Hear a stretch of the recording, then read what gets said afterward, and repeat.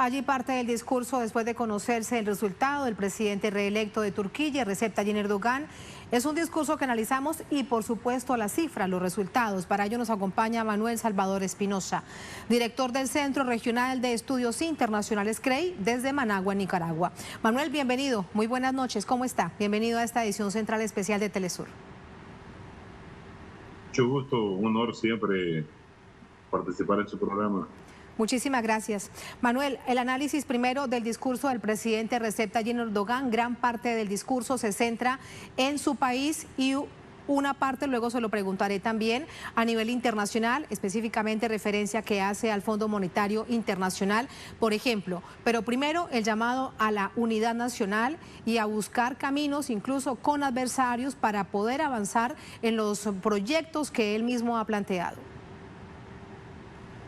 Sí, es un discurso muy lógico después de haber visto en dos vueltas electorales una proporción de porcentaje, podemos decir, bastante tallada.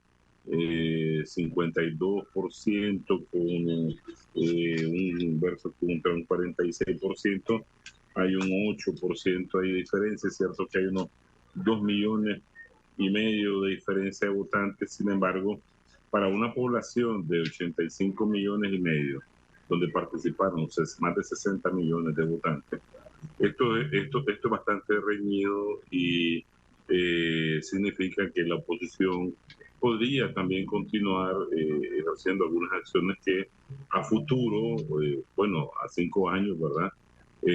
Trate de obtener una mayor lógica de victoria en los próximos comicios, o si no es que a lo interno acciones desestabilizadoras, porque nosotros conocemos que las quintas, las sextas columnas que favorecen al occidente colectivo o a los Estados Unidos han venido tratando de socavar el régimen de Erdogan. Entonces, lo más conveniente, y sobre todo para la construcción de un siglo de la nueva Turquía, ¿verdad?, es necesaria la unidad del pueblo, y más en función de las perspectivas económicas que aún en esta situación de crisis, producto de elementos internos nacionales como la coyuntura internacional, pues obligan a Turquía a mejorar su rendimiento.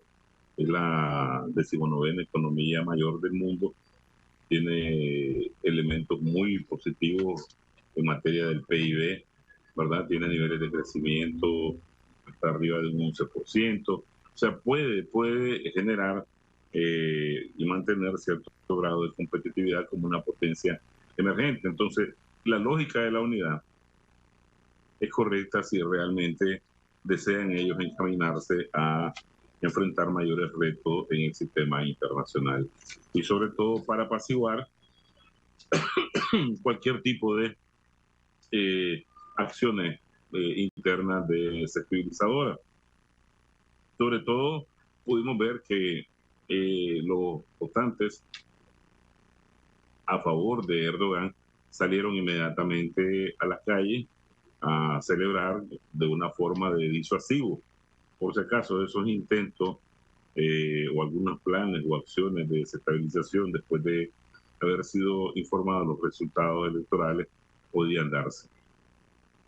Aquí con respecto al porcentaje de votación es importante destacarlo, a pesar de bien lo que planteas, hay crisis económica, es un gobierno además que le tocó también lidiar con la pandemia, es una situación no menor en cada una de nuestras naciones, y en términos electorales es importante también ponerlo siempre presente, pero más del 60% de la población salió a votar por quien quisiera. Así es, y en las zonas, por ejemplo, donde afectó mayormente el terremoto del 20 de febrero, ¿verdad?, que fueron más de 50,000 las víctimas, se vio un tanto mermada en la primera vuelta el apoyo hacia Erdogan. Sin embargo, no fue tanto como pudiera haberse dado. Estamos claros que la devaluación que existe en Turquía, que ha venido tratando de disminuirse, pero que en octubre del 22, por ejemplo, representó una cifra bastante seria, alcanzó hasta el 76% y la baja de la lira, ¿verdad? La moneda también ha afectado mucho la economía del país. Sin embargo, hemos podido ver que han hecho esfuerzo por mantenerla. Más de 9.000 millones de dólares se han invertido ahí en función de mantenerla.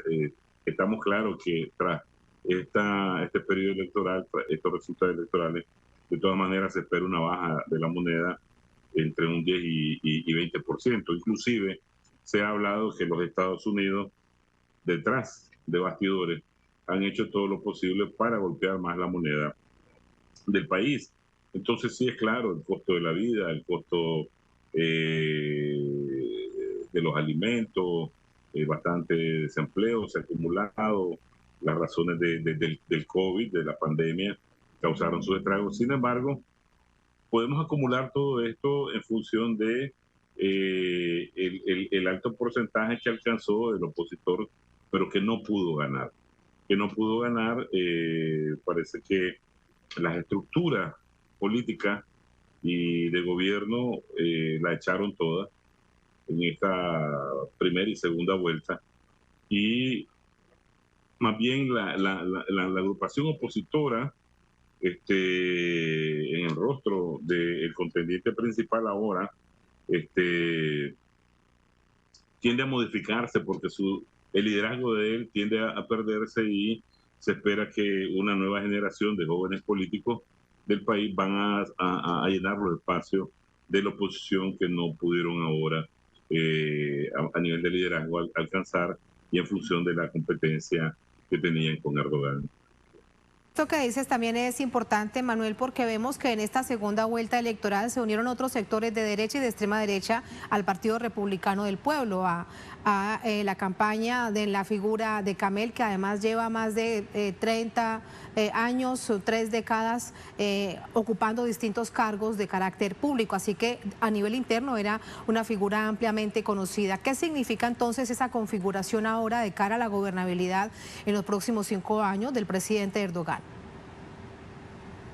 Bueno, en el sistema parlamentario, ¿verdad? Erdogan logró inclusive alcanzar mayoría, 323 escaños versus de los 66, de los 600 que se requieren. Esta victoria que tuvo en el Parlamento influyó mucho también en la correlación de fuerza para esta segunda vuelta. Prácticamente los intentos de aliarse al opositor principal, ¿verdad? Tuvo un efecto de status quo, porque si comparamos el balance de los resultados de las elecciones del 14 de mayo con las de esta, ¿verdad? El 28 de mayo, pues no hay una diferencia enorme.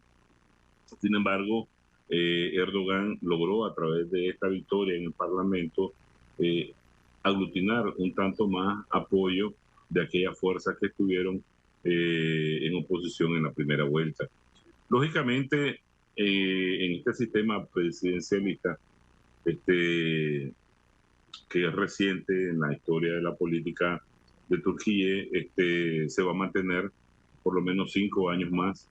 Le ha estado dando bastante resultado, sobre todo por un tanto la política interna basada en acciones de política exterior, sobre todo con el grado de influencia que tienen actores regionales colindantes como lo de Rusia, como lo de China también, y a lo que ellos están también apostando. Entonces,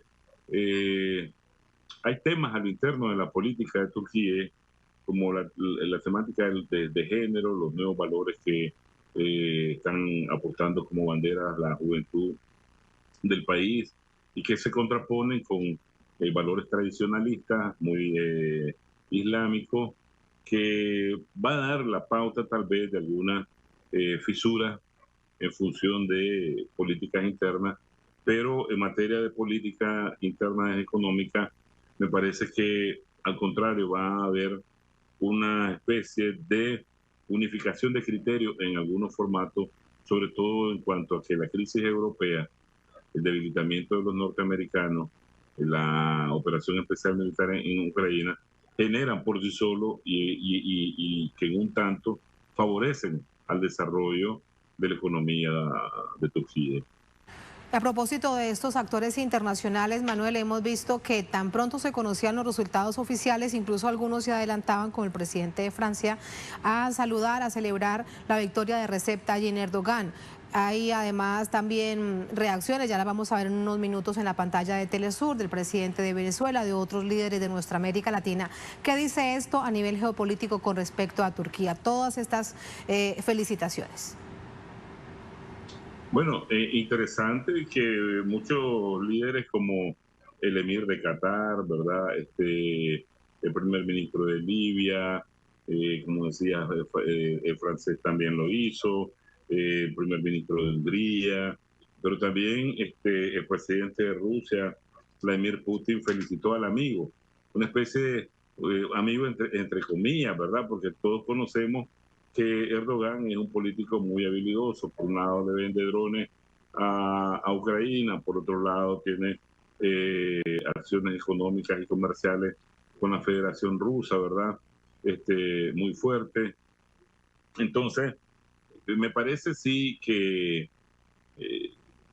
esa apuesta que tenían los norteamericanos sobre la derrota de Erdogan y que no funcionó, es reconocida, ¿verdad? Y que muchos esperaban que Erdogan se mantuviera porque les ha permitido a ellos cierto grado de maniobrabilidad en algunos temas muy difíciles, como es el tema de los granos, ¿verdad? Que estuvieron ahí estancados, producto del cierre del Bósforo y la situación ahí en los puertos de Ucrania. Pero también recordemos que Turquía es una bisagra prácticamente entre Europa, Asia Central, el Medio Oriente, y esto le permite un grado mayor de flexibilidad e interacción con muchos de estos países. Pero además, sus recientes acciones diplomáticas en favor de Siria, ¿verdad? Reuniones entre Rusia, Siria y Turquía se están esperando, tienen mejores relaciones y mucho más positivas hacia Palestina que con Israel. Hemos visto un distanciamiento serio de los norteamericanos, bastante serio. Entonces, esto ha facilitado de que muchos países de la región estén interesados en que continúe una política un tanto como la ha tenido Erdogan. Hemos visto su estrategia de política exterior en el conflicto, por ejemplo, de Azerbaiyán y Armenia, inclusive con la misma Rusia y Ucrania. Entonces, es lógico, ¿verdad?, que países de diferentes latitudes, los mandatarios de diferentes latitudes lo estén felicitando, inclusive los nuestros, ¿verdad?, en el marco de su interés de mantener la cooperación sur-sur, su interés de pertenecer a los BRICS. Tengo entendido que también el presidente venezolano ya lo felicitó. Entonces, esto me parece que va a ser una constante ahora. Muchísimas gracias, Manuel, por ese análisis. Ya vamos, de hecho, a revisar todas estas reacciones internacionales. Muchas gracias, muy buenas noches.